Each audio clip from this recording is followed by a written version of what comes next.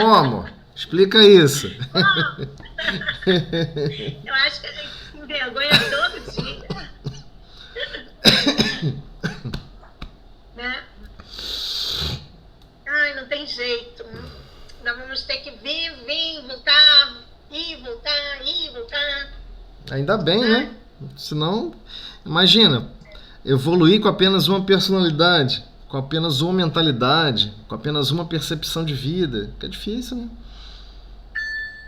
É muito difícil. Pensando desse jeito, realmente, Tosé. A gente volta com personalidades diferentes.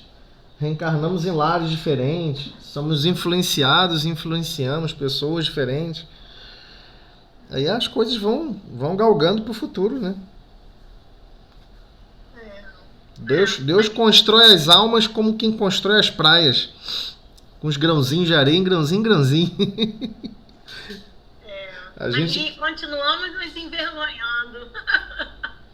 Ué, ainda bem, né? Podia estar se orgulhando. No passado era orgulho, né? Ficava feliz, orgulhoso. Agora a vergonha tem os seus objetivos, né? Ai, mas engraçado quando a gente pensa que tá bem, mas aí vai ver não tá nada bem, Tosé. Esses dias eu me deparei com isso. Então, eu tava bem melhor. Por isso é importantíssimo, né? A gente desenvolver a nossa capacidade de ligação cada vez maior com o Pai, né? Cada vez maior com Deus. A gente vai ganhando consciência do nosso tamanho. É bom que aí você cai logo, porque você fica se achando. Eu acho que eu tô melhor. Aí vem a prova, pronto. Não, é lógico que você tá melhor. Com certeza tá melhor. Todos estão melhores, não tem a menor dúvida. Senão a gente não está acreditando na lei de progresso. A questão é que a gente quer estar logo melhor, tipo 1000%. Não é assim também, né? Então vamos começar? Vamos lá. Já é 6h10? Então vamos lá. Do livro Vinha de Luz, capítulo 51 da FEB, Psicografia de Chico Xavier, pelo Espírito Emmanuel. Não se envergonhar. Porque qualquer de mim e das minhas palavras se envergonhar, dele se envergonhará o Filho do Homem. Palavras de Jesus está em Lucas, capítulo 9, versículo 26.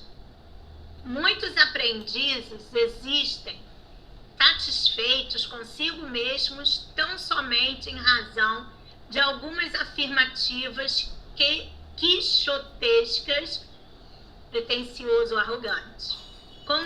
Congregam-se em grandes discussões atribiliários, violentos e irascíveis, irritados, tentando convencer gregos e troianos relativamente à fé religiosa e, quando interpelados sobre a fúria em que se comprazem na imposição dos pontos de vista que lhes são próprios, costumam redarguir que é imprescindível não nos envergonharmos do Mestre, nem de seus ensinamentos perante a multidão. Todavia, por vezes, a preocupação de preservar o cristianismo não passa de posição meramente verbal.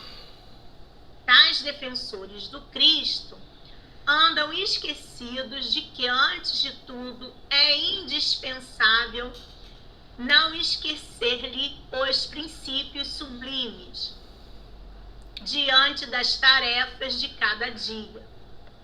A vida de um homem é a sua própria confissão pública.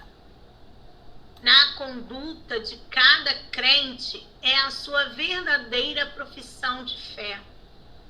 Muito infantis, o trovão da voz e a mímica verbalista, filhos da vaidade individual, junto de ouvintes incompreensíveis e complacentes, pleno esquecimento dos necessários testemunhos com o mestre, na oficina de trabalho comum e no ar purificador.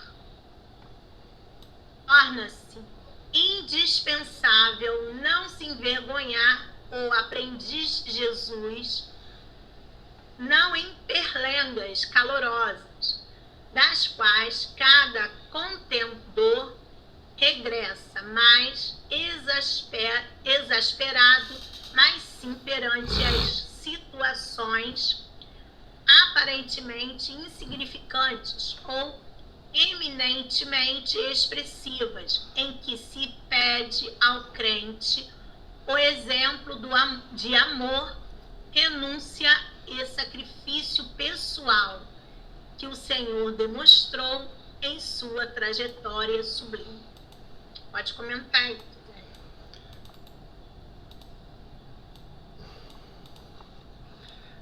Então, é lógico que a página não tá também querendo, né, que todos nós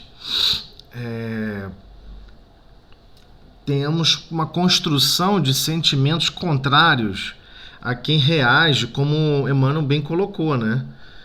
Pessoas iniciam uma discussão, parece que a pessoa caça problema, ela caça discussão, é tipo o vai ou racha. A pessoa entra com argumentos violentos, com expressões violentas. Esse irascível vem de ira, né? A pessoa está sempre irada, né? A pessoa está sempre irada, é uma ira profunda, vive com esses sentimentos, ou seja, de repente ela trata toda e qualquer discussão da mesma maneira. E aí ele quer tentar defender o ponto de vista do Cristo e defender até mesmo o próprio cristianismo com essa mesma resposta, com essa mesma forma, com esses mesmos sentimentos, né? Como ele coloca aqui, tentando convencer gregos e troianos. Jesus nunca fez isso. Jesus, no seu tempo, nunca fez isso. Não tentava impor a ninguém nada relativo à fé religiosa. Aqui está falando, não é discussão científica, político-partidária, não é nada disso. Ele está falando sobre discussões acaloradas sobre a fé religiosa.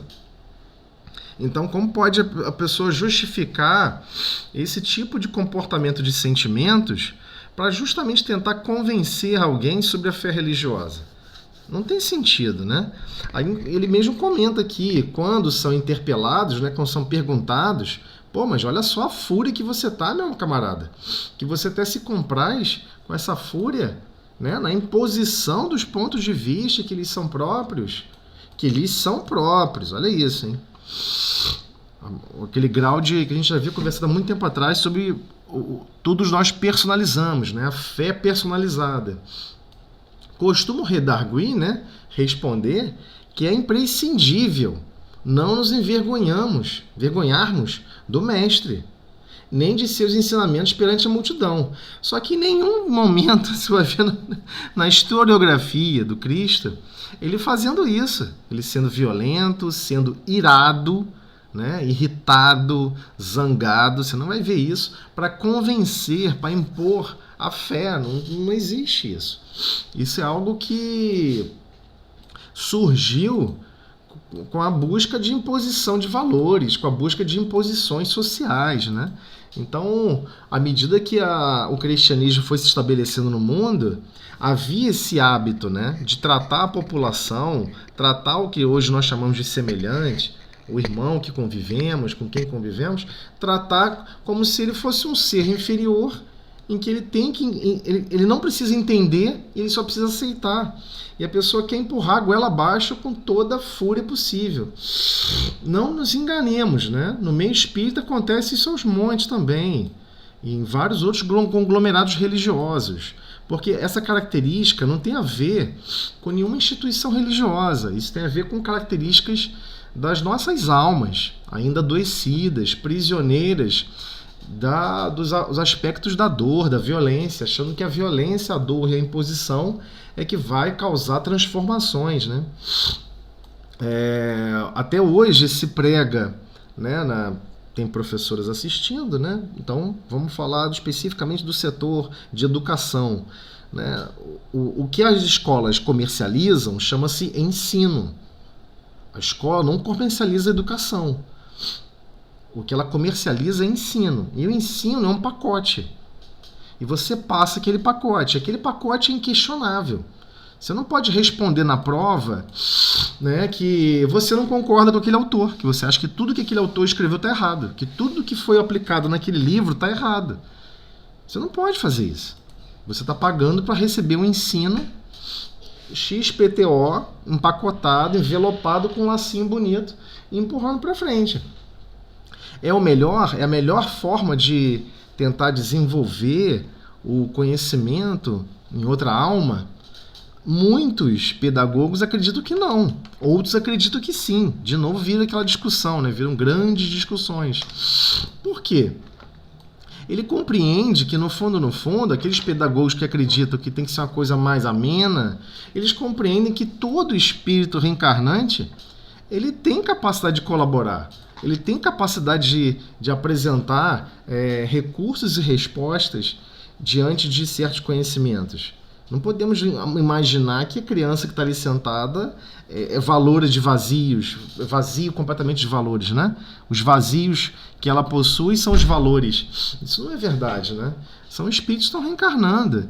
E esse é o problema com relação a aspectos da fé religiosa, né? Da atividade religiosa em si, que na verdade não tem nada a ver com Cristo. Hoje, o que se chama de religiosidade no planeta, até para você definir religião, as definições de religiões no planeta, elas exigem, para você estudá-las, que tenha ritual, que tenha dogma. Se você falar que um certo grupamento, né, possui uma fé, mas não possui esses aspectos, né, de indumentária, sacerdócio organizado,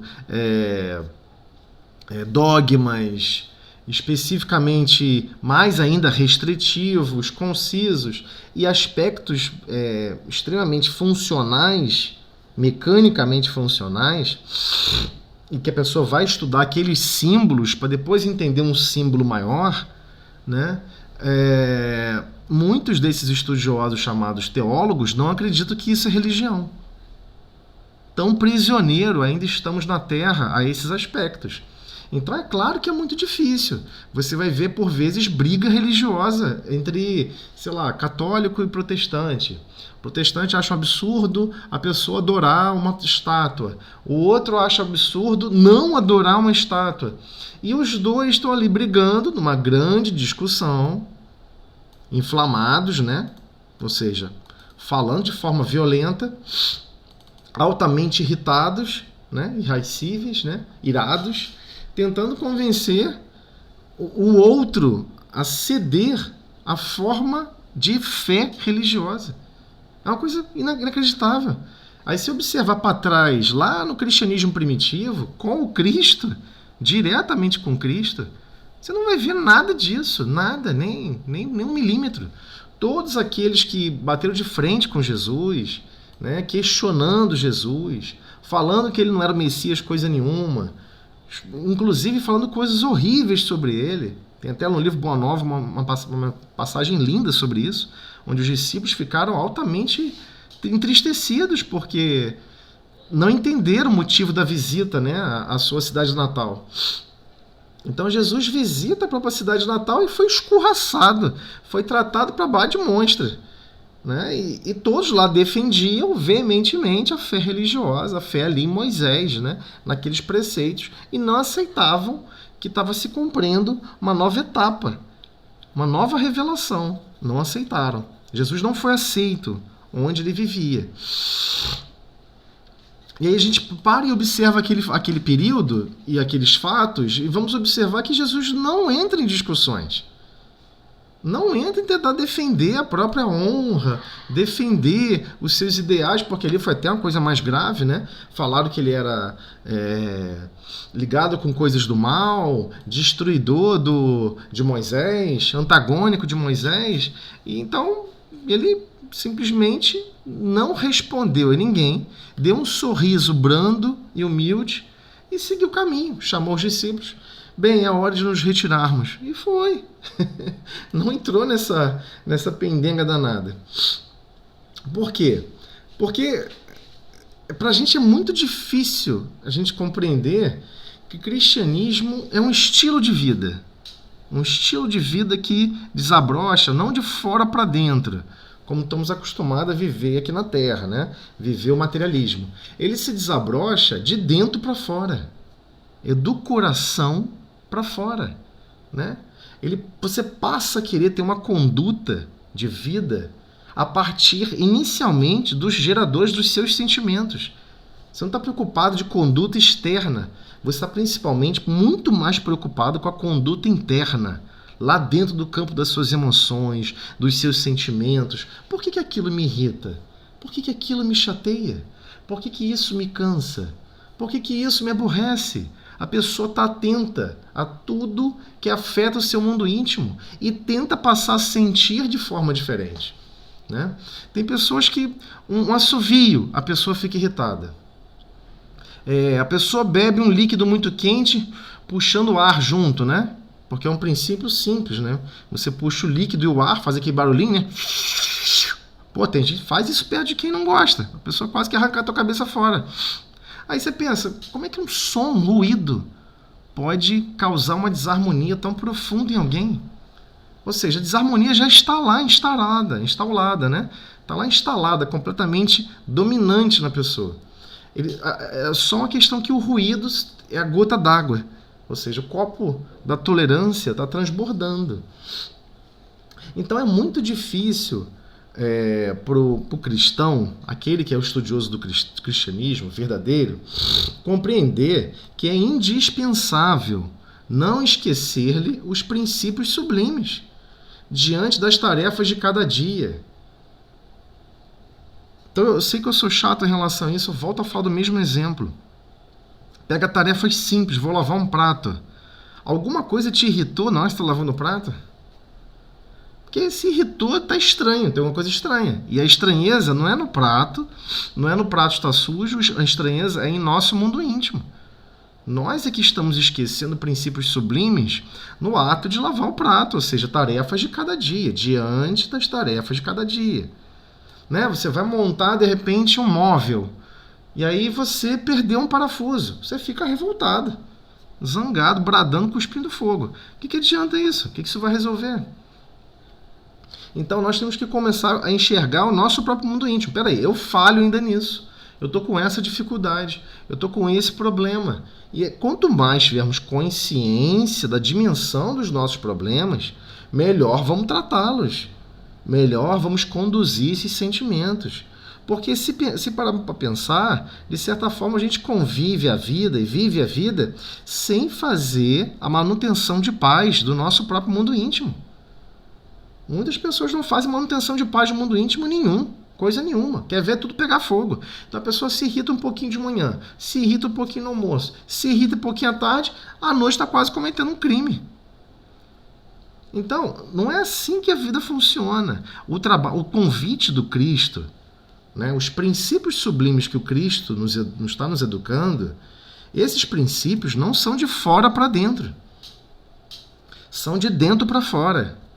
E o que isso vai resultar finalmente? A conduta de cada crente, ou seja, de cada seguidor, aquela pessoa que acredita realmente que esses ideais sublimes, que esses princípios sublimes são importantes, a conduta dessa pessoa é a sua verdadeira profissão de fé.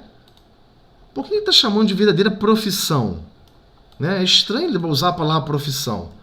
Por que ele usou a palavra profissão de fé aqui? Emmanuel é cheio das intrigas, né? Ele gosta de causar um problema. Porque no ato da profissão, você aceita.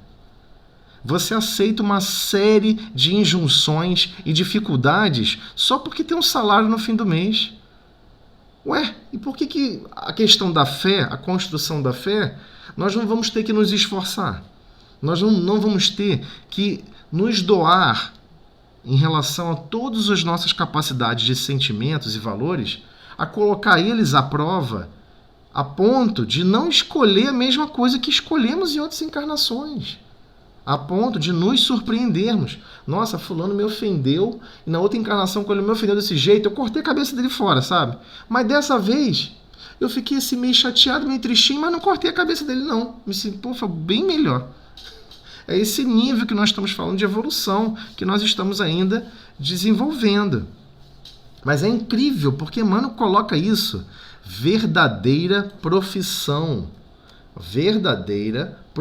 de fé. A conduta de cada dia é a sua verdadeira profissão de fé. O que está querendo dizer com isso? A sua profissão de fé não é defender o ponto de vista do Cristo. Não é defender o ponto de vista de certo grupamento religioso. Não é defender o ponto de vista. Não é defender ponto de vista. É implantar essas sementes no seu coração, aceitar essas sementes do coração, cuidar delas, regar todo dia, tirar ervas daninhas, ficar naquela manutenção diária. Por que eu senti isso? Por que eu fiquei com raiva? Por que aconteceu isso? Por que aconteceu aquilo? Não vamos nos enganar. Na época do Egito Antigo, era comum as mulheres irem no rio Nilo e ter um bebê, não quer o bebê, jogar o bebê no rio. E tá todo mundo em volta, comendo, bebendo, totalmente natural. Não havia nenhum problema em relação a isso. Só para nós entendermos o quanto tudo evoluiu. Evoluiu bastante a sociedade. Evoluiu bastante as consciências. Mas ainda é muito pouco em relação ao que nós queremos, é claro. Só que aí temos que ver como estamos conduzindo a nossa vida. Conduzindo minuto a minuto. O que nos irrita? O que nos exaspera? O que nós não toleramos? E eu sempre falo isso, e a Lúcia ri, né? Ri a beça isso que eu falo, comento sobre isso. É muito interessante hoje o que está acontecendo no planeta. Você assiste um monte de filme, um monte de série. Só que o que aquilo está querendo te educar? Você está podendo vivenciar experiências e situações e opinar diferente. Nossa, se a pessoa tivesse perdoado ali, ó, não teria dado essa confusão toda aí que aconteceu nesse filme. Nossa, se a pessoa tivesse sido humilde, não aceitasse aquele convite a ter um revide, né? A ter um princípio de vingança, não teria acontecido aquilo ali tudo. Se a pessoa não quisesse fazer manutenção de patrimônios materiais grotescamente, né? Maltratando todo mundo em volta, ele não teria alcançado o ódio de todos à sua volta. E outra coisa, fazer a manutenção desses princípios é uma situação muito difícil. Então a gente começa a vivenciar, tem uma conduta mental diferente. Ou, se bobear, a gente está no meio do filme, da novela, gritando junto. Danela, se fosse comigo, eu ia arrebentar, que eu ia fazer, que ia acontecer. Então, nos estão ofertando possibilidades no planeta de vivenciarmos histórias que sequer são nossas. Mas e se fosse? Você faria o quê? Qual seria a sua conduta?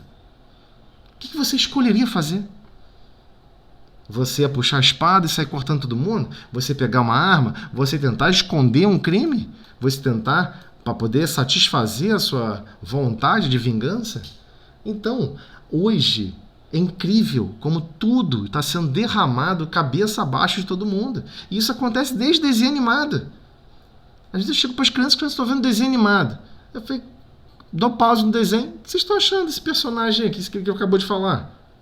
O que você achou? Aí elas falam, eu achei que foi muito grosseiro, muito rude, muito mal, muito perverso com fulano. E o que você faria com eles?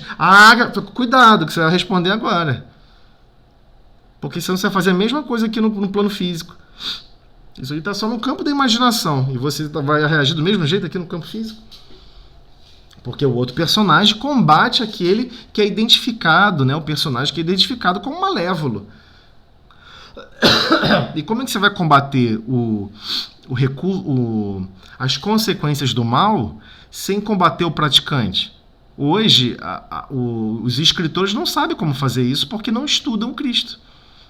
Mas nós que estamos estudando Cristo sabemos que começa no campo dos nossos, dos nossos sentimentos. Vai ter ódio dele por quê? Ele é um filho de Deus em processo de evolução, tão equivocado quanto você, e que um dia vai aprender. E só temos que fazer o seguinte, nos esforçarmos ao máximo para minimizar toda e qualquer ação maléfica.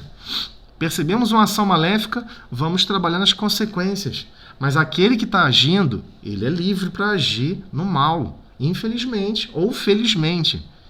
Porque aprendemos por tentativa e erro. Então erramos bastante para depois tentar acertar, né? Então, e aí de uma maneira mais específica, ele pega e fala, ó, é muito infantil. Aquelas pessoas que gritam com um trovão danado, fazendo mímica, um monte de gesto verbalista.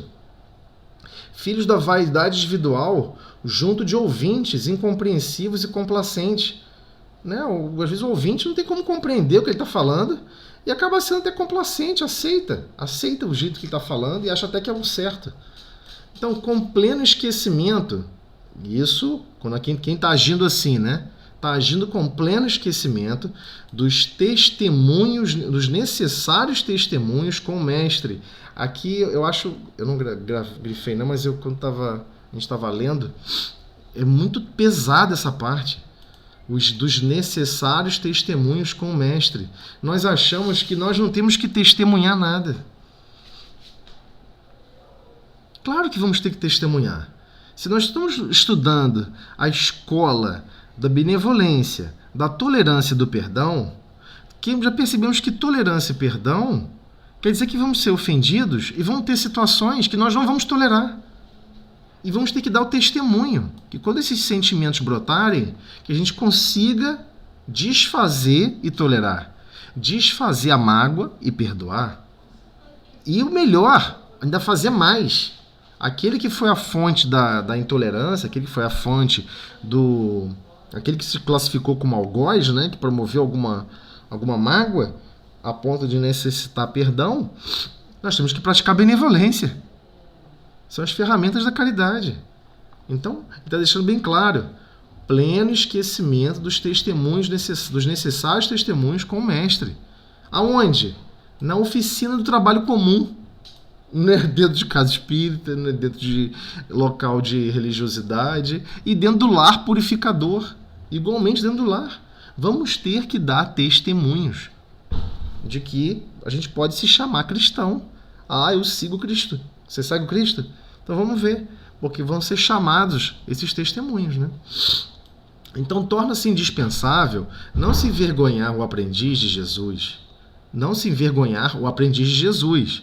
Não em perlengas calorosas, né? Das quais cada contendor regressa mais exasperado, mas sim perante as situações aparentemente insignificantes. Perante as situações aparentemente insignificantes ou eminentemente expressivas. É aí que nós temos que atuar, com total consciência, em que se pede o que do crente? O exemplo de amor. Exemplo de amor. De que mais? Renúncia e sacrifício pessoal. Que o Senhor demonstrou em sua trajetória sublime. Então tá aí. Isso é ser cristão. Então nós não podemos esquecer que essa deve ser a verdadeira sensação de vergonha. Quando nós falhamos em onde devíamos amar e não amamos, onde devíamos renunciar e não renunciamos, onde devíamos realmente empreender sacrifício pessoal e impomos sacrifícios a terceiros, né? Então aí que deveria ser a verdadeira vergonha para o cristão. Poxa, eu estou falhando. Eu estou me autoclassificando, que eu quero alcançar esses recursos, que eu quero alcançar essas possibilidades, e eu não estou conseguindo porque, sei lá, estou distraído, estou pensativo. Aliás, por vezes até pior, né? Eu quero atender o meu mundo íntimo, o meu desejo central, né? E o meu desejo central não quer sacrifício. O meu desejo central quer que os outros se sacrifiquem por mim. O meu desejo central não quer renúncia. O meu desejo central quer que os outros se renunciem por mim. Então esse é o grande problema da escola, né, do Cristo, né? E eu recordo muito bem também, de novo, no livro Boa Nova, um livro que eu gosto de acompanhar muitas vezes, né? E quando estavam os discípulos criticando muito por que Jesus foi perdoar aquela pecadora, né?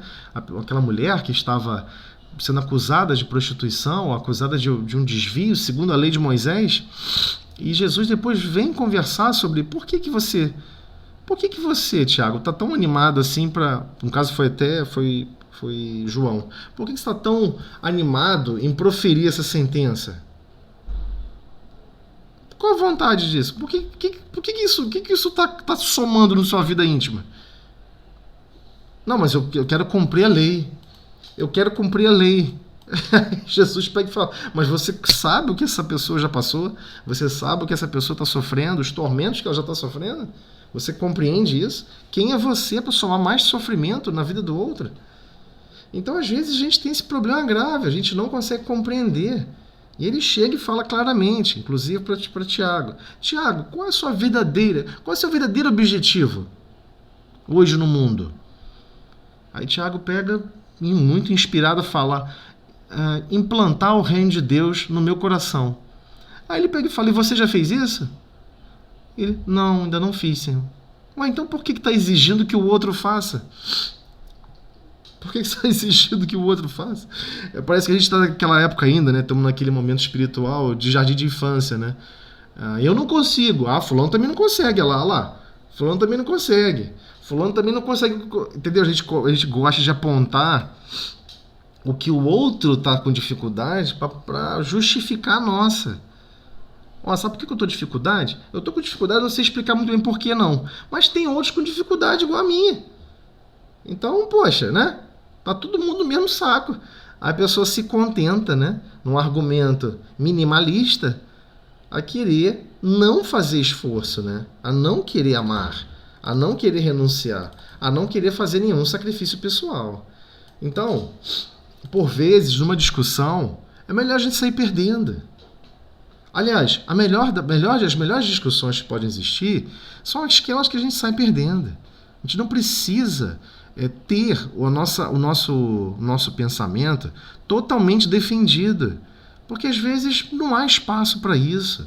Não é isso que a pessoa está buscando ao conversar conosco, né? E a gente tem que ter a sensibilidade. Peraí, eu tenho que tratar o outro com carinho, eu tenho que tratar o outro como um filho de Deus, como realmente ele é. Que é importantíssimo para o Pai. Faz parte da criação divina. Eu tenho que respeitar ao máximo a outra parte da criação divina. Então é muito estranha essa página, porque ele é muito focado no ritual de como nós reagimos do ponto de vista religioso. E nós estamos muito tempo prisioneiros a rituais. E o verdadeiro ritual, que é dentro do nosso mundo íntimo, a gente está esquecendo de fazer, né? Está esquecendo de prestar atenção nele, especialmente as situações que nos é imposto aqui na Terra, né? Seja no lar, no trabalho, seja onde for. Por vezes nós somos convidados a falar, a outra pessoa vai bater em cima do que a gente vai falar, vai tentar nos diminuir, vai tentar nos destruir. E que sentimento nós vamos animar? Que sentimentos nós vamos realmente vivenciar, experienciar, né? Então a gente precisa ter muito cuidado com isso, com a nossa conduta. Mas não é conduta na externa, não. Começa no interno, né? Promovendo aquela verdadeira profissão de fé. Qual? Aquela que está ali, todo dia capinando o coração.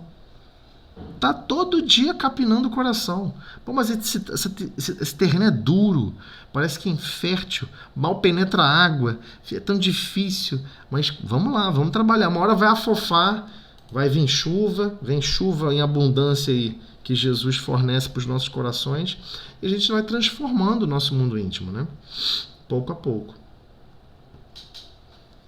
Essa página é muito linda mesmo. Agora, essa parte da renúncia, no final ali que ele fala, nós nunca queremos renunciar. Esse é o nosso problema, né? Não, a gente não quer. A gente não quer. Esse é um problema grave. Se nós tivéssemos mais consciência dessa necessidade de renunciar, né, nós seríamos com certeza melhores e mais felizes. Com certeza. Então faz a prece pra gente, Tuzélio. Senhor Jesus, Mestre de infinita amor e misericórdia, agradecemos, Senhor, todas as possibilidades que nos são ofertadas, não apenas de estudo, mas igualmente de reflexão sobre o nosso mundo íntimo, como pensamos, como agimos, como reagimos diante das situações. E te pedimos força, Senhor, para que possamos sempre manter o coração cheio de esperança, bem animados e, acima de tudo, Senhor, com muito esforço, desenvolvendo a boa vontade e a coragem para nos desafiarmos e nos transformarmos pouco a pouco nessa grande marcha da lei de progresso que nos auxilia e nos brinda sempre novas oportunidades de reconhecimento, conhecimento, autodescobrimento e, acima de tudo, oportunidade de agirmos e reagirmos ganhando experiência no bem, na prática da benevolência. Que assim seja. Essa prece, pedimos permissão para começar o estudo da noite. Muito obrigada, Senhor. Parece que essa página é para mim. Meu Deus. Mas essa página é muito boa. Deixa eu pegar agora aqui. Pegar aqui. Eu gosto quando você fala dos filmes, tá vendo? Que aí eu vejo os filmes sem... Mas não é verdade o que eu tô falando. É estranho, porque você vai ver os filmes, busca um filme de ação que não seja, por exemplo, ligado, por exemplo, a alguma prática de violência, de vingança. Aí você fica, por que os autores estão tão prisioneiros à vingança, né? Ou seja, porque o nosso psiquismo do planeta tá prisioneiro à vingança, né? A gente tem que... Eu tô vendo uma série que está acontecendo várias coisas por causa de posse, né? A pessoa era muito rica, é aquela posse que vai passando de geração a geração. Foi do bisavô, passou com o avô, agora tá nele, tataravô, e assim vai. Gente, muita gente já morreu por causa disso. Aí hoje em dia você olha, né? Eu fico pensando, eu digo, gente, o que o dinheiro não faz, né? Destrói tudo, destrói família, as pessoas não são felizes, que é uma coisa que não é nossa, de Deus. A gente só começa a refletir dessa forma, né? Mas vamos observando que é o psiquismo de cada um, né? Se botar toda essa dinheirama na mão de Chico só transforma tudo em luz, tudo em paz. Bota na mão de Valdo, ele está preocupado em atuar e auxiliar um monte de pessoas que precisam de muito mais recursos do que os próprios familiares. Então, assim, é um despertar de consciência, né? Quando o mundo despertar 10% mais, melhora muito o planeta. Então estamos iniciando um novo módulo, né? Módulo 5, da prática mediúnica. Dar condições de entendimento da prática mediúnica. Esse é muito legal. Bem próximo do nosso estudo do Livro dos Médiuns. Exatamente. Né? A gente vai começar lá a segunda parte e ele está aqui também avançando nesse mesmo escopo. Então vamos aqui ao texto.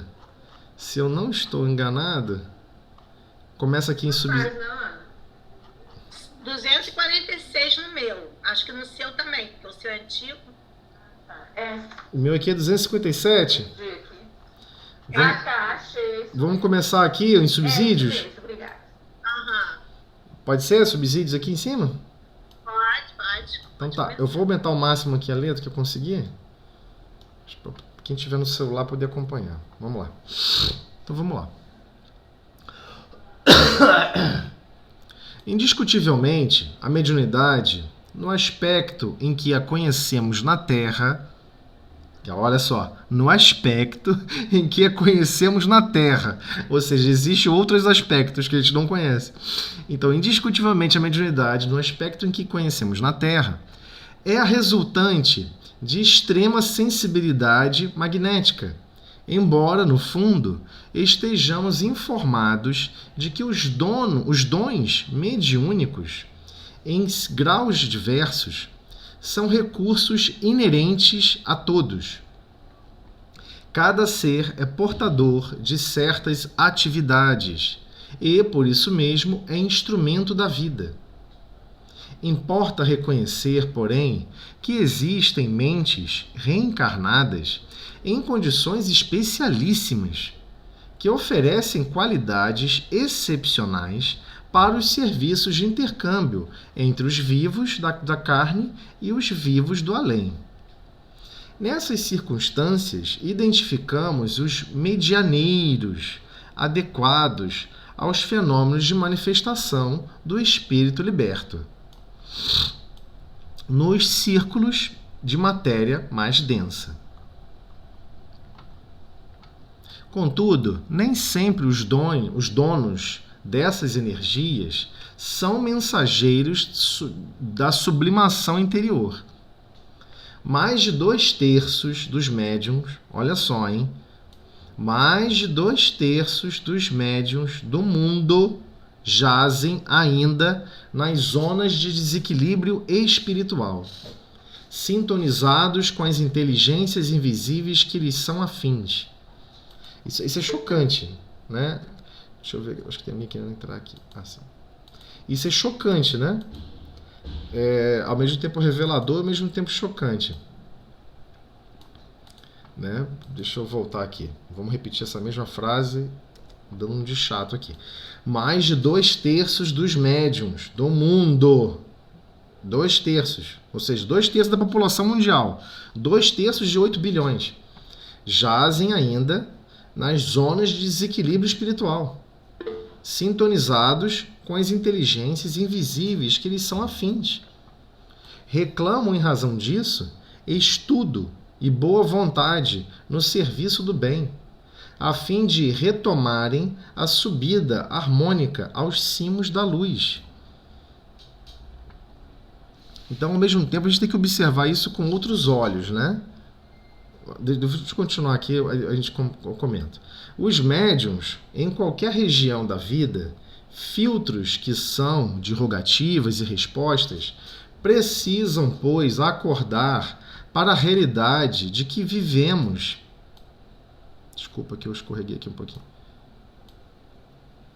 Acordar para a realidade de que viveremos sempre em companhia daqueles que buscamos, de vez que, por toda parte, respiramos ajustados ao nosso campo de atração.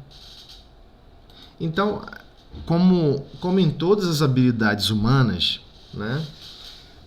Por exemplo, muitas pessoas, em época de mocidade, se falava muito isso. Eu lembro muito bem da época de mocidade, as crianças. O jovem, então, ele pergunta na lata, né? Poxa, por que Deus permitiu que fosse criada a bomba atômica? Né? Você fica assim, pô, o cara, hoje em dia tem bomba suficiente para destruir 3, 4 planetas Terra. Aí você fica se perguntando, né? Não é porque você construiu que você vai ter autorização de usar, né? Mas o ser humano ainda não acredita nesse nível de controle. Ainda não acredita nesse nível de limitações de liberdade. Mas tudo bem. Sem entrar nessa zona, o que eu queria comentar aqui era o seguinte. Por que a espiritualidade superior permite isso, né? Qual é o papel de educação? Fazer com que a primeira pessoa utilize os recursos da mediunidade nas zonas de desequilíbrio espiritual. Por que ele precisa passar por essa experiência? Mas talvez, Tosélio, talvez seja porque ele não tem noção desse mundo espiritual, dessa outra dimensão em torno dele. Não é isso não. Eu não acredito nisso não. Eu acredito que realmente é o total desconhecimento das vantagens de obrar no bem. Ele não vê objetivos de obrar no bem. O que ele ganha com isso?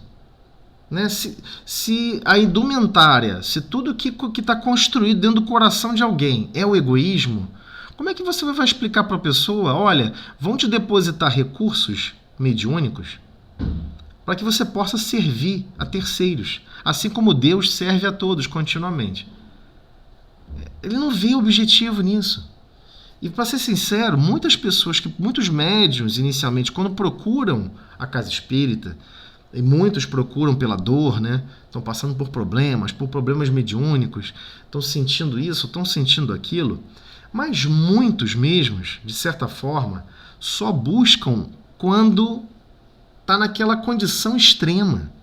É de extrema dor, é de extremo sofrimento. Já é quase que um processo de possessão. Porque anterior a isso ele estava gostando. É isso que eu estou querendo dizer. Anterior a isso ele estava gostando. Ele queria beber, aí ele tinha espírito do lado dele bebendo com ele. Ele queria fumar, cheirar, ficar doidão, fazer um monte de loucura. Tinha um monte de gente para fazer loucura com ele. Você está entendendo? Mas aí voltando, aquela questão da educação. Você na página até comentou sobre a questão da educação. A educação, a escola não dá educação, dá um conhecimento, né? A escolaridade ali é o conhecimento, ela trabalha com conhecimento. Sim. Mas até que com as reformas educacionais que estamos tendo, ela está se preocupando mais com essa questão de educar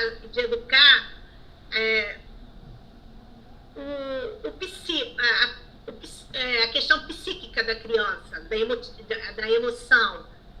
Então, até que está tendo um avançozinho sobre isso. Eu acho que esses 2/3 dos médios do mundo jazem ainda nas zonas de desequilíbrio espiritual. Como você falou, vibrar no bem. Nós não somos educados para vibrar no bem. Então, mas parece que é um princípio que a gente precisa ainda conhecer as sombras para reconhecer a luz. Eu fico imaginando essa dualidade. Só comentar, só nesse aspecto. Eu tô achando o seguinte, o espírito, para ele ser treinado, ele precisa ver o que é sinal negativo para entender o que é sinal positivo. Por exemplo, em matemática você ensina a criança só números inteiros, até 3ª, 4ª série. Sabe lá Deus por que isso, esse inferno, né? Por que fazem isso na escola até hoje? Você não pode opinar. Vai você meter a mão nesse negócio. Aí, de repente, no meio da 3ª série, que a criança não conhece casa decimal, você quer ensinar a criança a trabalhar com números que significa dinheiro. 2,53 reais. Entendeu? A mesma dificuldade que a educação sofre para passar ensinamentos simples, que a educação, o sistema educacional de escolas tradicionais vendem ensino. Até esse ensino, que eu vou te ensinar matemática, ela passa por problemas gravíssimos e não percebe. Teoria dos números saiu do currículo. E você não pode chegar lá e pedir que teoria dos números. Você não pode exigir isso. É uma coisa de louco. Tira e acabou. A criança aí depois chega lá na frente da 3ª série e pede assim: criança, você tem que fazer número de conta de cabeça. Soma aí 17 mais 12. 17 mais 13. A criança não sei somar 17 mais 13. Claro, você não ensinou a teoria dos números. Você não falou que 5 mais 5 dá 10. Aí pega esse 5 e esse 5, diminui um e aumenta um no outro. 5, 5, 10, certo? 4 e 6, 10. 3 e 7, 10. 8 e 2, 10. 1 e 9, 10. 0 e 10, 10. Ele não percebe que tem uma simetria em relação ao número 5. Ele não sabe reconhecer isso, porque isso saiu do currículo. Então eu fico pensando o seguinte, o que nós estamos fracassando no processo de educação moral que nós estamos esquecendo de falar, que está totalmente abandonada, porque no fundo as crianças hoje vivem muito mais na escola e com professores do que com os pais. Então os mínimos minutos que os pais possuem para ajudar a criar zonas de equilíbrio, né, nesse espírito, o que está faltando falar, né? O que a gente está deixando de falar? Então, aí ele comenta aqui, reclama em razão disso, estudo. Tem que estudar, não tem jeito. E boa vontade no serviço do bem. Então, ele não conhece, ele não tem a menor ideia que o objetivo dele é progredir em amor e sabedoria. Ele não tem ideia. O espírito reencarnante não tem ideia disso. Se você chega para qualquer pessoa na rua e pergunta qual é o seu objetivo de vida, a pessoa vai dizer que não sabe. E é engraçado, diversos filmes apresentam, estou falando até por causa dos filmes, né? Porque eu fico pensando assim, minha filha viu esse filme, eu vou lá e assisto depois. O filme não apresenta nada. Qual o objetivo de vida? Eu não tenho objetivo de vida, eu tenho dificuldade de achar meu objetivo de vida. Aí quando ele acha o objetivo de vida dele, sabe qual era? Era ser um grande ginasta. Aí você fica assim, mas isso não é o objetivo de vida dele. Não é o objetivo de vida dele. É ele ser bondoso, amoroso, zeloso e sábio, praticando a ginástica olímpica, praticando qualquer tipo de atividade. E isso requer estudo. E isso não se estuda mais em escola nenhuma. Hoje o ensino está em decadência por isso. Não se estuda os objetivos. Você treina almas para elas serem bitoladas e elas aceitarem o que alguém comandar. Infelizmente, assim que eu enxergo. Você não tem liberdade. A escola não te dá liberdade de pensar. Você não pode pensar fora da caixinha como todo mundo te apresenta. Isso eu sempre odiei ir para a escola. Odiava ir para a escola. Você não podia fazer nada que você quisesse fazer, nada. As pessoas estão escrevendo da esquerda para a direita. Por que eu não posso escrever da direita para a esquerda se eu consigo ler? Você entende? Então, é tão restritivo. Mas agora imagina na parte da educação moral, do espírito. O que está faltando para o espírito estudar? Porque é o mesmo problema que ele está falando aqui. Que esse espírito não tem esse conhecimento básico, que o objetivo dele, por estar reencarnando, é desenvolver as suas aptidões, as suas capacidades anímicas da sua alma, em valores de sentimentos direcionados ao amor e à sabedoria. Só que enquanto ele estiver estudando isso aqui, né, e ele é bem enfático com relação a isso, quando ele estiver estudando isso aqui, ele vai ter que ter boa vontade no serviço do bem. Ele vai ter que ter boa vontade no serviço do bem. Então Mas você vê, Tosélio, quando você falou até da bebida, dessas coisas assim, as religiões também, elas não ensinam isso, né? A religião não passa isso. Tem determinadas religiões, eu posso falar porque eu vim de Banda, eu vim de Candomblé, eu vim dessas religiões, eles até às vezes querem faz uma caridade aqui, uma coisa ali, mas eles incentivam você, às vezes, a fazer coisas erradas, digamos assim. Faz aquela roda, vamos beber todo mundo, fazer não sei o quê. Como se aquilo ali, não que seja, né? Logicamente, se a pessoa quiser beber, vai fazer o que tiver que fazer. Mas não tem estrutura, assim, eles não promovem o estudo, falar uma coisa assim, sem ser de prejudicar alguém. Mas assim... Falando mal dos outros, tem muito isso. Então, você não vai acreditar. Você não vai acreditar, mas eu já observei isso surgir, por exemplo, na casa espírita. Diversas pessoas assim, que eram até ligadas ao movimento, que era contra a forma que estava sendo organizado. Eu não, né? No caso, nos grupamentos que eu participava. Por que todo domingo, porque toda reunião pública é estudo do evangelho?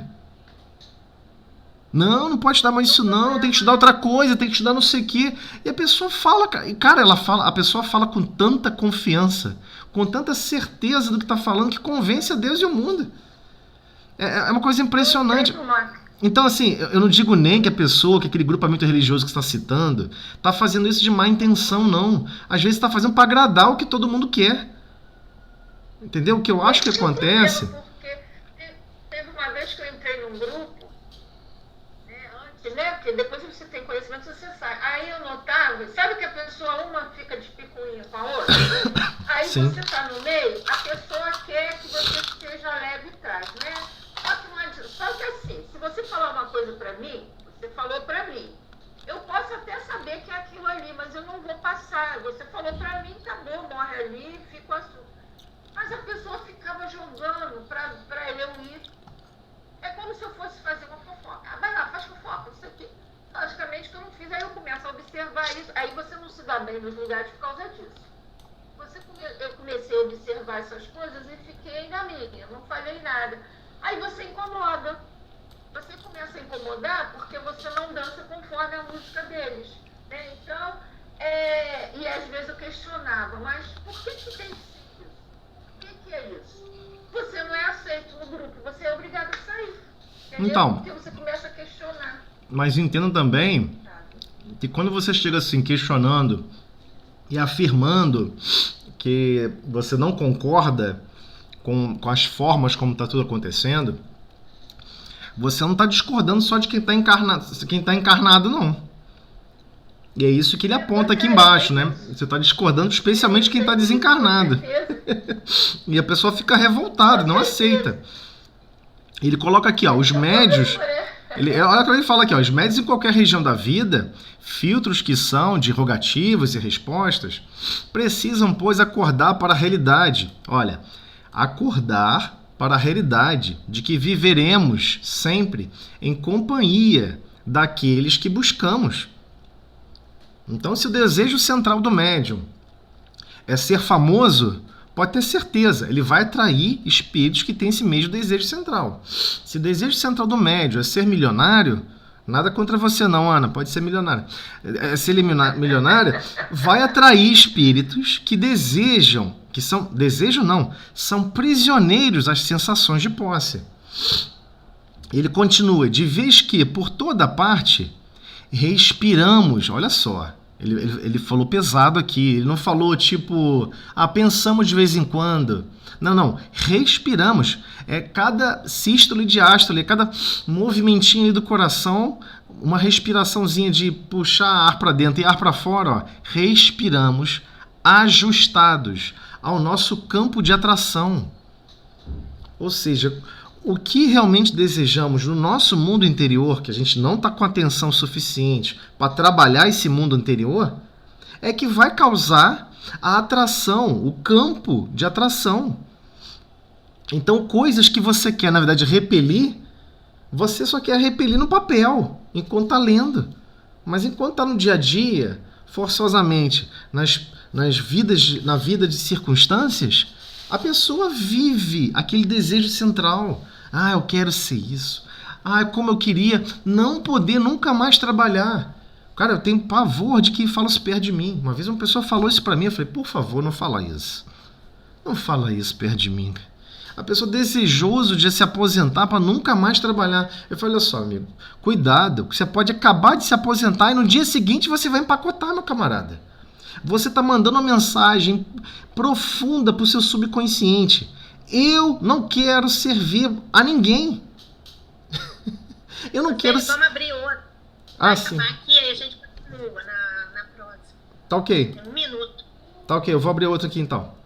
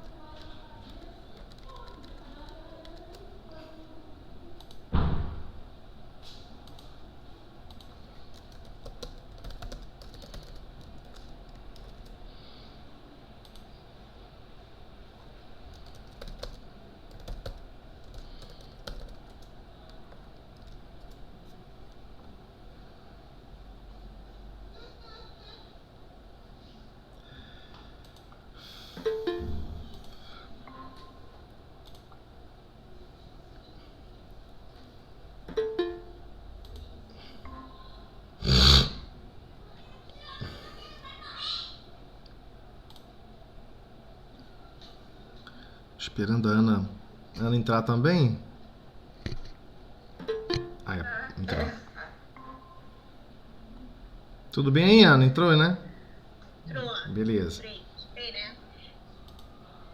Aí, nessa discussão aqui sobre esse desequilíbrio espiritual, as pessoas não prestam atenção nem no que estão cantando, nem no que estão ouvindo.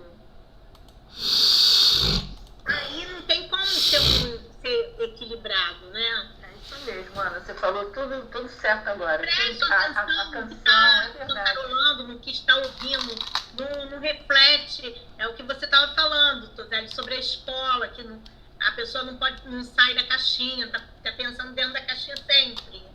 Sim, não. O médio sofre. Sim, com certeza, mas existe algo que a educação tradicional está muito longe de poder fornecer, que é a educação para aquela alma reconhecer os valores e os problemas que a própria alma possui. Olha, você acabou de animar um sentimento de ódio. Olha, você acabou de animar um sentimento de inveja. Você ficou triste vendo o outro feliz. O outro ficou feliz lá, ó, que ganhou um prêmio, ganhou isso aqui, você ficou triste. E isso foi inveja. Você teve um sentimento de inveja. Porque parece que a gente perdeu, ou nem sequer quer ter atenção em relação a isso. Nós temos que olhar profundamente e conhecer a nós mesmos. O que eu fracasso no meu mundo íntimo? Porque ninguém vai poder cuidar disso por mim. Nem pai, nem mãe, nem ninguém. Ninguém vai poder fazer isso por nós. Nem Jesus. Jesus não vai poder falar o seguinte, ó, olha só, meu filho, você, né? Muitas pessoas dizem, na época de evangelização, as crianças perguntavam, pô, quando eu desencarnar, vai vir alguém para me contar o que eu fiz de errado? Eu falei só, infelizmente não. Pô, seria maravilhoso, porque reduziria bastante a sua chance de cometer os mesmos erros. Aí a pessoa, o rapazinho pegou e falou, mas se ninguém vier me falar que eu estou errado, ninguém vier me condenar, como é que eu vou descobrir o que vai estar de errado? Foi um sentimento genuíno de desespero. Eu falei assim, gostei do seu sentimento genuíno de desespero. A gente perdeu esse sentimento de desespero. Porque perdemos mesmo. A gente vive a vida no automatismo e a gente não percebe que certas condutas, certos pensamentos são campos de atração para mais e mais problemas. E muitos comentam assim, mas eu cometi esse delito, eu cometi essa atitude porque eu fui influenciado pelos espíritos desencarnados. Aí eu pego e falo, meu amigo, cuidado, você não está estudando adequadamente a obsessão. A obsessão, ele só assopra a brasa que já está acesa. Ele só faz despertar ainda mais o desejo do que você já deseja. Ele não pode, você gosta de manga. Ele não pode falar para você agora comer, leite com manga. Ele não vai te obrigar a fazer isso. Você vai continuar desejando manga. Então, se ele quer te fazer mal, sabe o que ele vai te convencer? A você comer um saco com 80 mangas, até quase desencarnar. E adivinha? Você vai comer, porque você adora manga. Então, é esse o problema. Nós não somos escolas de almas no mundo. Embora a gente venha para o mundo só para esse treinamento, para evoluir a nós mesmos em capacidades de amor e em capacidades de sabedoria. Só que hoje, nem a parte de sabedoria mais, as escolas estão se pretendendo a fazer. Acabou. Antigamente existia, né? Os grandes sábios, Pitágoras, grandes sábios que estimulavam a busca pela sabedoria. Hoje acabou isso. Para que eu vou aprender isso aqui se tem no Google? Para que eu vou aprender isso aqui se tem não sei aonde? Essa informação e essa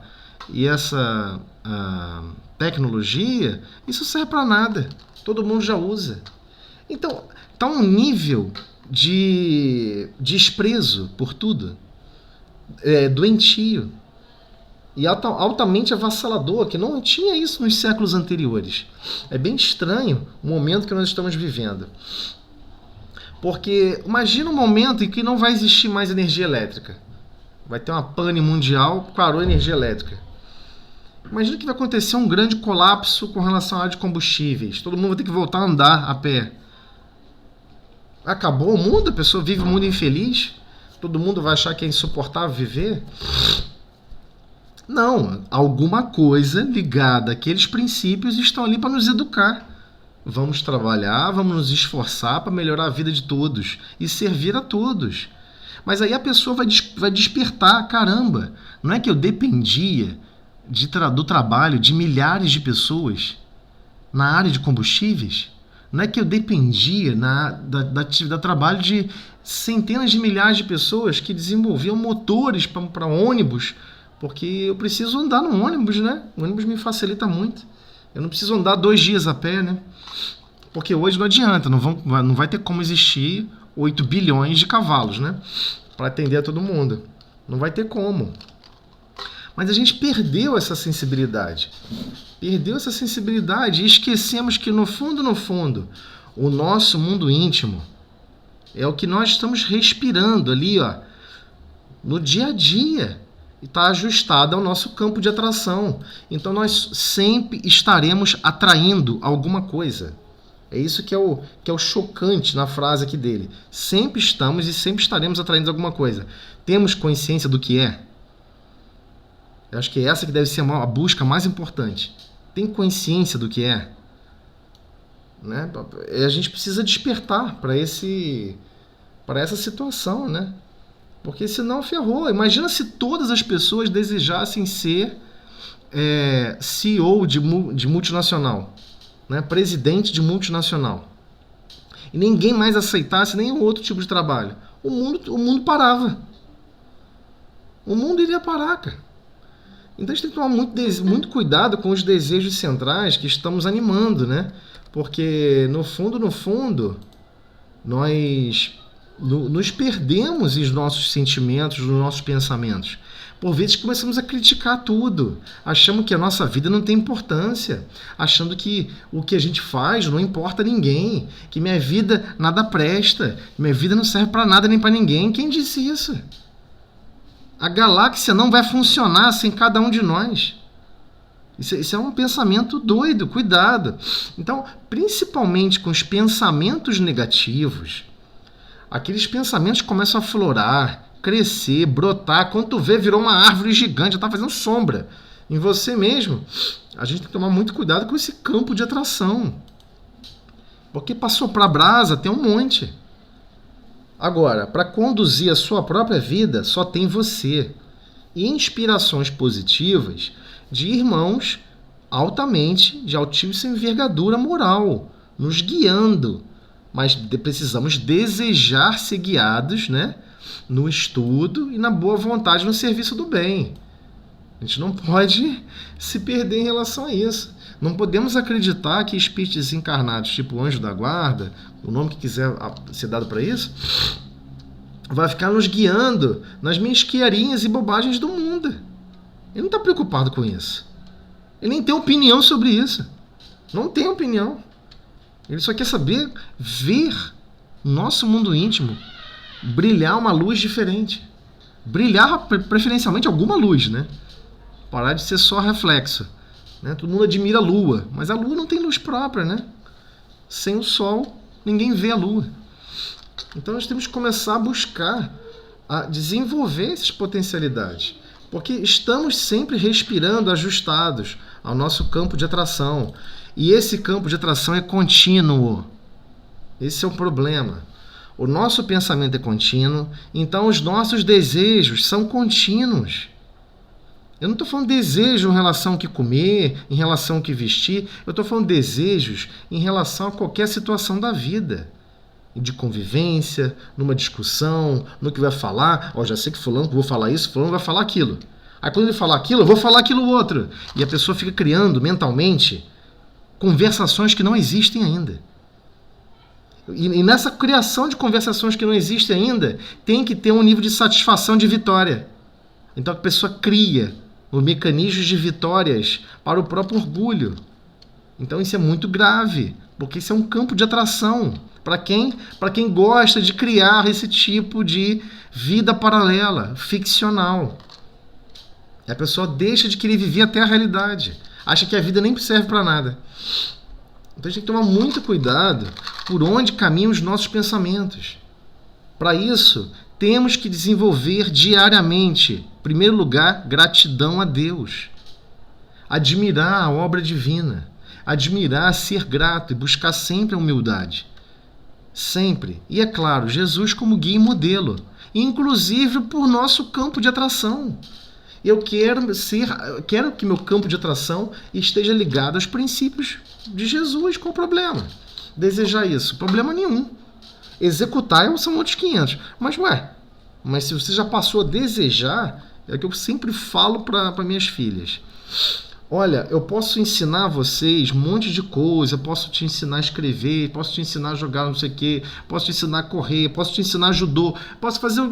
Mas não posso criar vontade dentro de você. Não posso. Não posso criar vontade dentro de ninguém. E é frustrante isso. Porque eu tenho filhos, uma de 9, uma de 7, que não sabe andar de bicicleta até hoje. Isso pra mim me rasga por dentro, né? Porque a gente compra bicicleta achando que a criança vai andar de bicicleta, porque quando na minha infância, andar de bicicleta era algo assim, tipo... respirar. Era motivo de vida. Se você, nossa, eu consigo andar de bicicleta, vou daqui, vou para um bairro, vou para o outro, eu compro ovo, compro não sei, para a criança, né?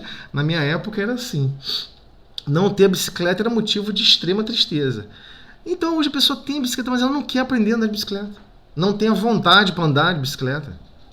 Não tem. Aí a vontade é que eu acho mais desesperador. Porque, como eu sempre falo, né? Boa vontade e coragem. Se você tem boa vontade e coragem, você faz qualquer coisa hoje no planeta. Você pode até escalar o Everest. Se você tem boa vontade e coragem, você escala o Everest.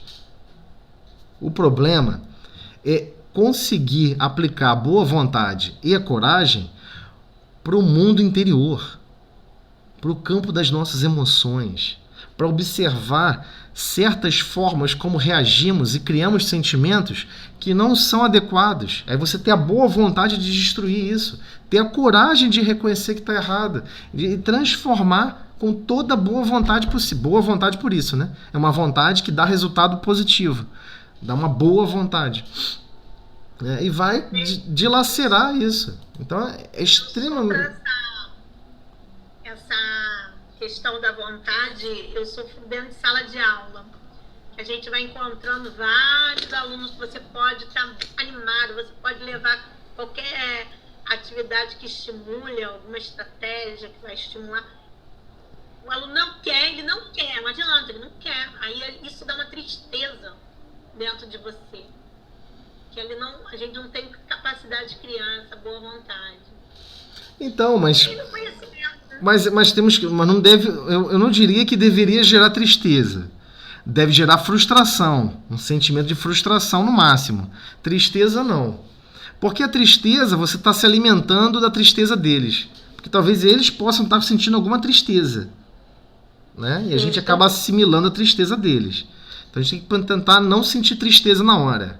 E sempre fazer uma prece antes de entrar em sala de aula. Eu não sei se vocês acreditam a esse ponto assim na prece.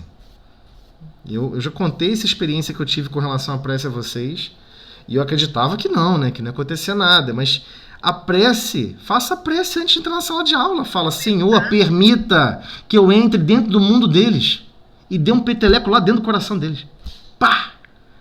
Que eles vão despertar, vão ficar mais animados, não vão esmorecer, vão se manter corajosos e com vontade, com esperança. Temos que fazer esse tipo de oração. Ah, mas é uma coisa de trabalho, especialmente por ser de trabalho, porque todo trabalho é de Deus. Todo trabalho é de Deus. A gente fica imaginando, não, eu estou fazendo esse trabalho aqui, é para aquele dono daquela empresa ali. Não, não é não. Você está imaginando errado. Não é não. Tudo que nós estamos fazendo aqui na Terra, sem exceção, tudo é para Deus. Hoje, aquele que está lá responsável, dono do empreendimento, dono da escola, diretor da escola, ele também está sendo diretor para Deus, mas ele não sabe disso. Das consequências que os atos deles vão acarretar no futuro. Então, mas eu vou ficar fazendo prece para cada aula? Eu vou ficar fazendo prece toda hora? Ué, mas de onde nós vamos buscar equilíbrio? Da onde nós vamos buscar zonas de equilíbrio espiritual? Nós não temos, gente. E quando você vai interagir com diversas outras consciências, principalmente em sala de aula, você vai interagir com cada um e com todos aqueles espíritos que estão ligados a eles. Então, por que não pedir na oração ajuda e amparo para essas consciências, para que eles tenham nesses minutos de aula a liberdade de se sentir um pouco mais libertos com o pensamento, de expandir um pouco mais o pensamento em relação às potencialidades da vida? Então a gente tem que animar essa sensação, essa vibração, entendeu? A gente tem que conseguir animar isso. Porque senão nós não vamos ser campo de atração da ajuda e do amparo e do bem. Você deu um exemplo perfeito. A criança chega lá toda desanimada, não quer fazer nada. Mas ela também é assim em casa. E os pais não percebem. Ela também é assim em casa e os pais não percebem. Então, por vezes, é aspecto daquele espírito. Pô, fosse da minha época, alguém chegar assim com uma bola de futebol em qualquer lugar, em qualquer birosca, você chegava assim, quem quer jogar uma bolinha ali com a gente, vamos montar um timinho 6x6. Ficava 2, 3 times de fora, se engalfiando para ver quem ia jogar. Vai fazer isso hoje, pra você ver só. Quem aparece para jogar. Ou seja, são espíritos diferentes que estão reencarnando. E são espíritos de hierarquias diferentes, de condições diferentes, de consciências diferentes. E o nosso objetivo é aquele que tem mais consciência, tem mais responsabilidade. Aí, Ana, não se sinta intimidada.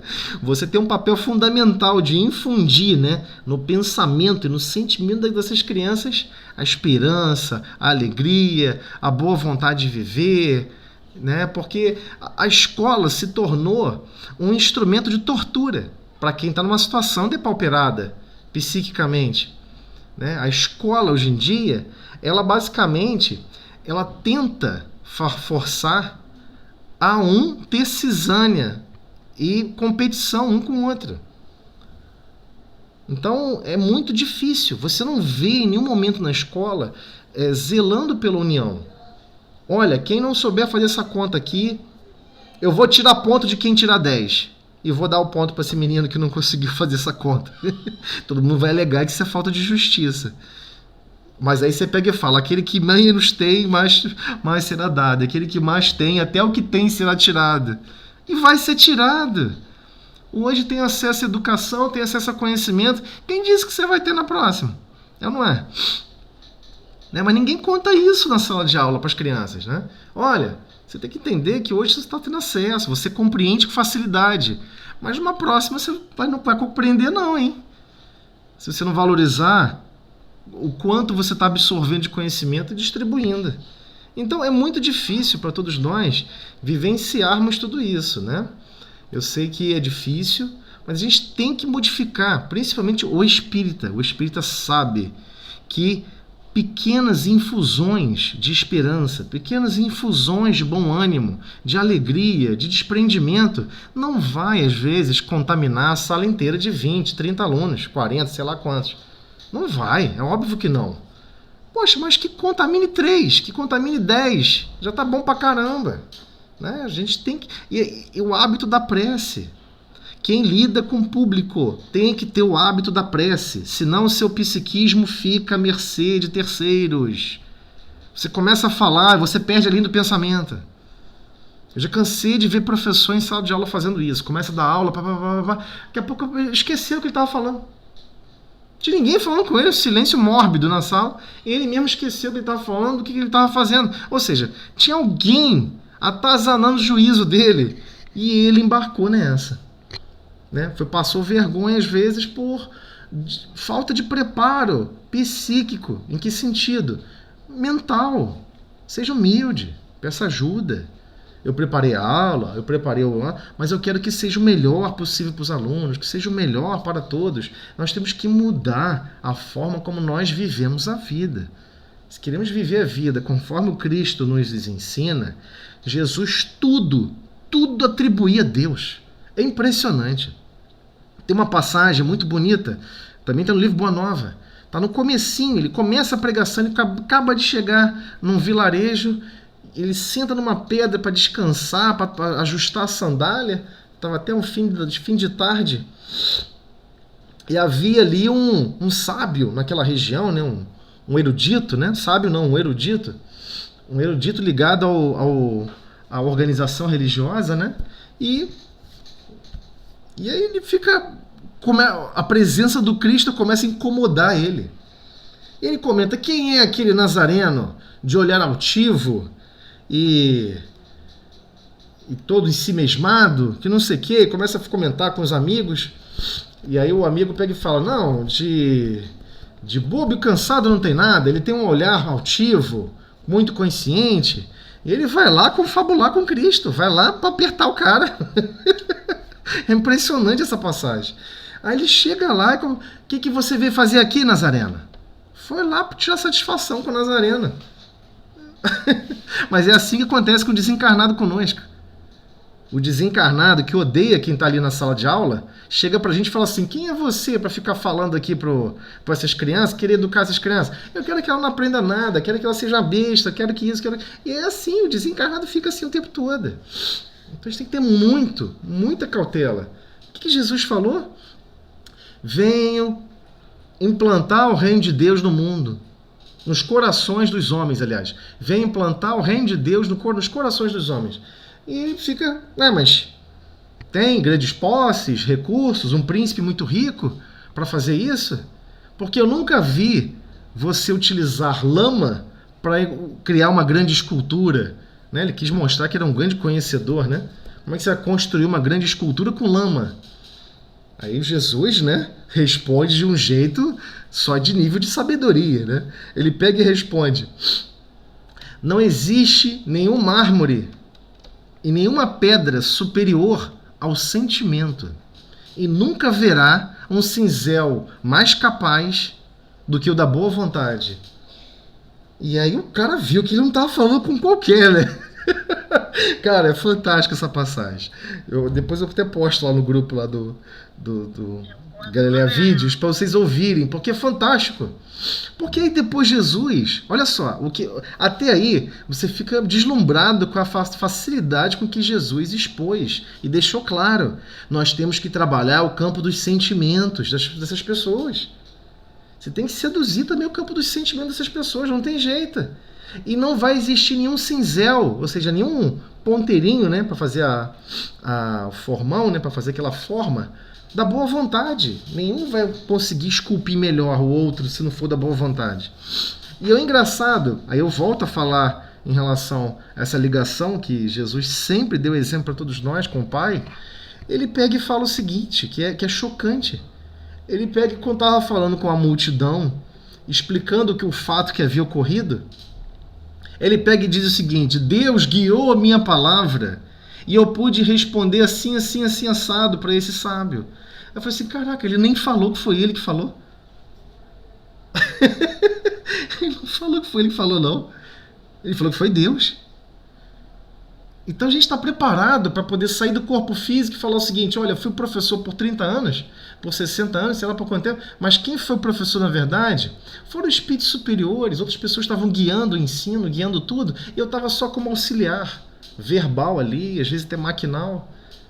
A gente tem essa humildade de perceber isso. Então a gente precisa trabalhar isso em todos os aspectos do nosso mundo íntimo. Quando nós estudamos aqui mesmo no ESD sobre o espírito chamado anjo da guarda, o espírito guardião, seja o que for, é chocante, porque ele nas entrelinhas ele deixa claro, ele te ajudou a você aprender a andar, ele te ajudou a você aprender a escrever as primeiras palavras, a balbuciar as primeiras palavras. Aí você fica assim, então agora entendi, agora conta, a matemática fecha. Né? Como é que uma criança, com tão pouco tempo de contato com alguém falando um idioma, começa a falar o idioma? E você hoje, como adulto, você não consegue falar um idioma novo, com tão pouco contato? Então, é impressionante o quanto que a espírito superior, no grande projeto divino, que é a lei de progresso, guia os nossos destinos. Mas, para isso, cabe fazer a nossa parte, no campo dos nossos sentimentos, respirarmos ajustados a um campo de atração ligado ao Cristo, que é o representante máximo divino aqui na Terra, né? Então todos nós que somos médiuns, e todos sem exceção são médiuns, devemos policiar o nosso mundo íntimo nesse sentido, seja no ambiente de trabalho, seja no ambiente do lar, até mesmo no ambiente do lar, né? A gente valoriza tudo que está à nossa volta, a gente tem um sentimento de gratidão por tudo que está à nossa volta. Né? Todo mundo olha a parede pintada dos cômodos. A gente não pintou. Alguém foi lá e pintou por nós. Valorizamos esse trabalho, valorizamos. E tem que ter um sentimento mais genuíno de gratidão em relação a tudo e a todos. Né? Mas aí alguém quer falar mais alguma coisa? Que acabou que a gente não conseguiu sair daqui dos subsídios, desculpa. Não, mas esse foi muito bom. Né? Porque é muito pesada. Essa frase que ele colocou aqui realmente é tensa, né? Aí você vê, ó, o estudo e boa vontade no serviço do bem. Ou seja, tem gente que está no serviço do bem de má vontade. É isso que está deixando bem claro. Tem gente que está no serviço do bem, praticando de má vontade, não queria estar ali. Está fazendo por, sei lá, por questão social, de aparência social. Não está fazendo realmente de coração.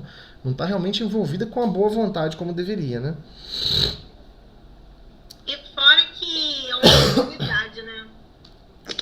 Uma oportunidade de estar ali trabalhando, né? Dando a sua parte, né?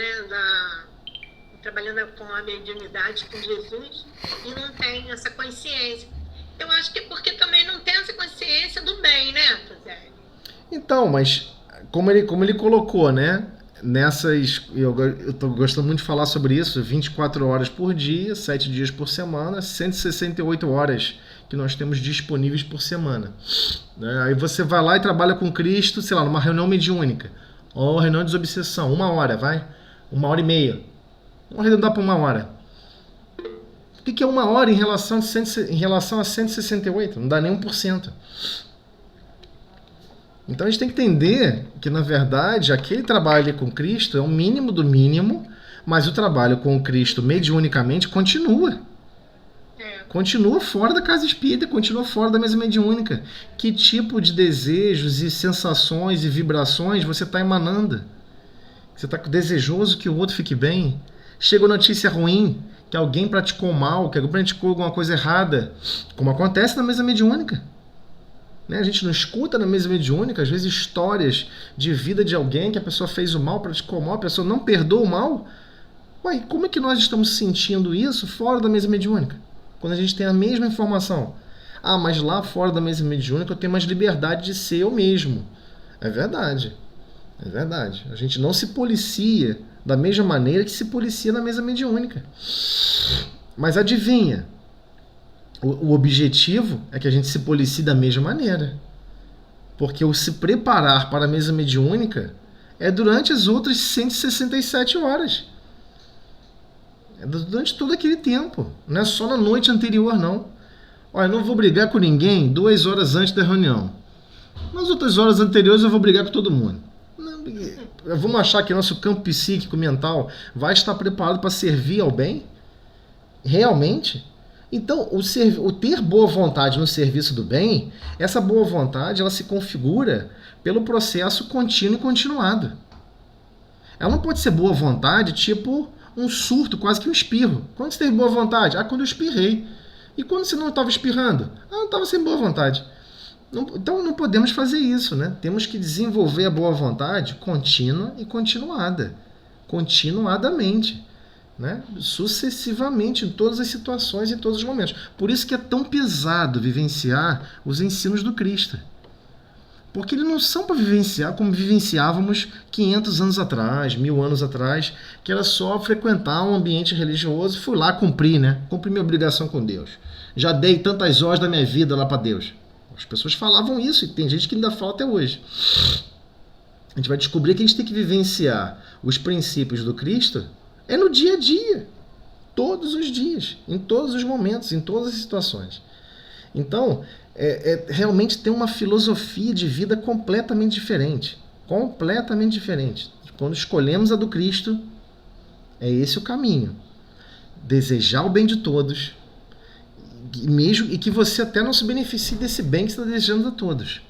E tentar fazer o máximo de proveito do seu dia em exercer todas as potencialidades que Deus aguarda de cada um de nós. Né? Imagina que Deus está mandando assim, estou mandando você em contato com fulano, com beltrano, com ciclano, com certos grupos, seja de trabalho do lar, para você agir de alguma maneira. Ele está esperando que você faça alguma coisa. Geralmente tem a ver com benevolência, de você promover o bem sem esperar nada em troca. E é claro, vamos ter que exercer a tolerância e o perdão, porque vamos ter situações que nós não vamos tolerar e vamos ter situações que nós não vamos perdoar automaticamente, né? Esse que é o problema. Esse? Mas não. Margarete quer fazer a prece pra gente, Margarete?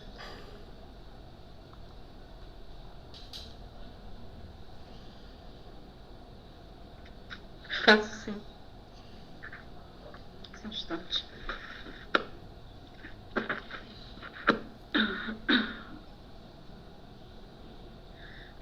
Senhor Jesus, agradecendo de estudo, pelo irmão que se dedica, Senhor, de coração, a ser instrumento teu, Senhor, para nos ajudar. Agradecemos muito, Senhor, e pedimos, toca nosso coração, Senhor, no sentimento do amor, porque só Ele vai abrir a porta do coração do outro irmão nosso, aquele que nós queremos tocar, queremos ensinar, seja o que for, Senhor, que nos ouça, possamos primeiro tocar o coração dele com o nosso amor. Perdoa, Senhor, muito obrigada por tudo. Essa prece, Senhor, pedimos permissão para finalizar o estudo da noite. Muito obrigada, Senhor. E Feliz Natal para vocês. Feliz Natal Que o para Natal vocês. seja o ano todo. Com certeza. Também. Em nossos corações. Com A certeza. família. Tosélio, melhoras aí. Com Tô certeza. vendo que você tá bem alérgico, né? Eu peguei esse H3N1 aí. Eu tô com essa virose aí. Leva uns 7 dias para me recuperar, mas me arrastando eu consigo chegar para frente um pouquinho. Mas vai melhorar. Vai sim, se Deus Se quiser. Deus quiser. Se quiser. Ficam com Deus, gente. Fique com Deus. Tchau, tchau. Fique Boa com noite. Deus. Feliz Natal para todos. Para vocês também. Tchau, tchau. Boa noite.